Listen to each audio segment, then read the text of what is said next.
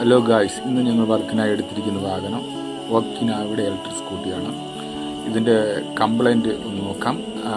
Key on ചെയ്ത ഉടനെ ഇതിൻ്റെ മോട്ടർ തനിയെ റണ്ണിങ് ആയി തുടങ്ങും.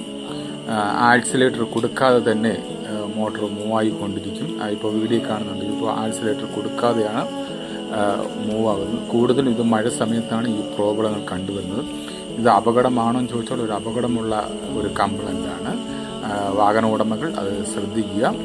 അതുപോലെ തന്നെ മോട്ടറിൽ നിന്ന് ചില കിരീരിപ്പൂ സൗണ്ടുകൾ വരുന്നുണ്ട്. അത് കൂടുതലും മഴ സമയത്താണ് വരുന്നത്. അടുത്തൊരു പ്രോബ്ലമാണ് ഇതിൻ്റെ ബ്രേക്കിൻ്റെ പേഡൊന്ന് നമുക്ക് കണ്ടു നോക്കാം.